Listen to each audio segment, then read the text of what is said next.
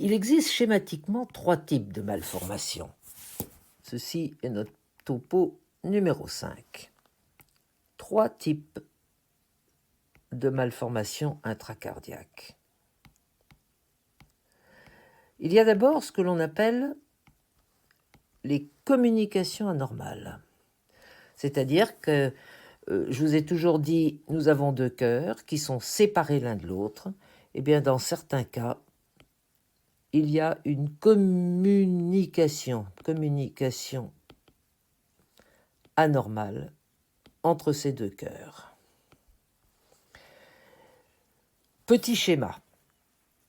Rappelez-vous, cœur droit, cœur gauche, séparés par la cloison interventriculaire, ici par la cloison interauriculaire, nos valvules.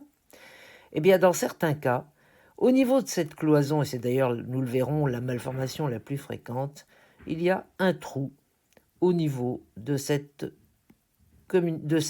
septum interventriculaire. C'est ce qu'on appelle la communication interventriculaire, où il y a un trou au niveau, entre les 2 oreillettes, c'est ce qu'on appelle la communication interauriculaire. Parfois, c'est plus haut, au niveau des gros vaisseaux de la base, et si je vous les dessine schématiquement, nous avons l'aorte ici et l'artère pulmonaire comme ça, eh bien, il peut persister un petit élément qui, normalement, aurait dû disparaître à la naissance et qui s'appelle le canal artériel. Donc ça, ce sont les communications anormales.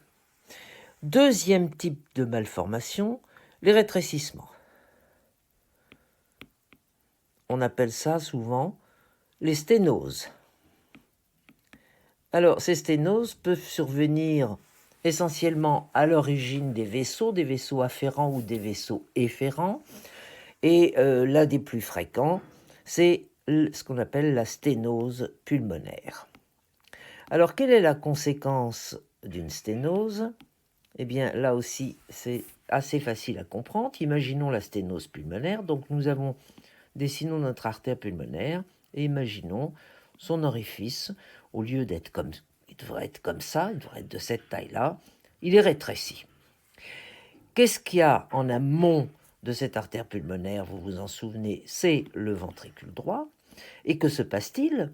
Eh bien, le ventricule droit a du mal à éjecter le sang à travers cette sténose, donc il va y avoir une dilatation et surtout un épaississement de la paroi de ce ventricule droit, puisqu'on lui demande un travail supplémentaire.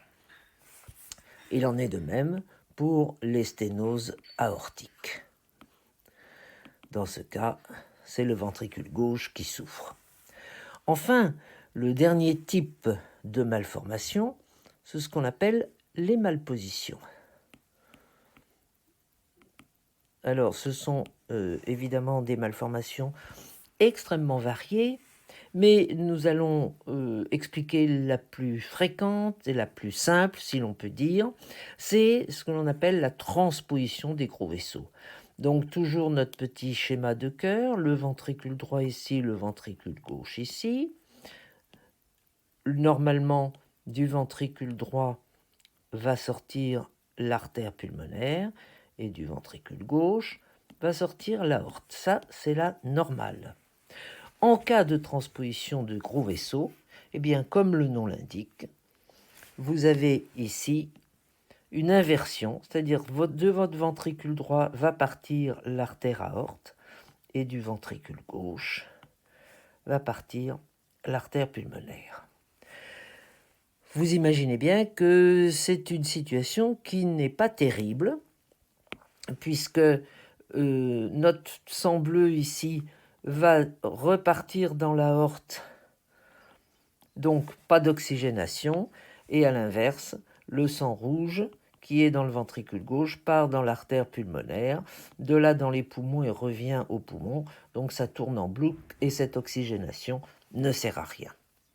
Donc, je répète, 3 types de malformations, soit une communication anormale, c'est-à-dire un trou à l'intérieur du cœur ou un canal artériel, Deuxième type de malformation, les rétrécissements. Et troisième type, les malpositions. Et vous comprenez bien que ces malformations sont parfois isolées, mais parfois associées les unes aux autres, donnant ainsi des cardiopathies extrêmement différentes et souvent extrêmement complexes.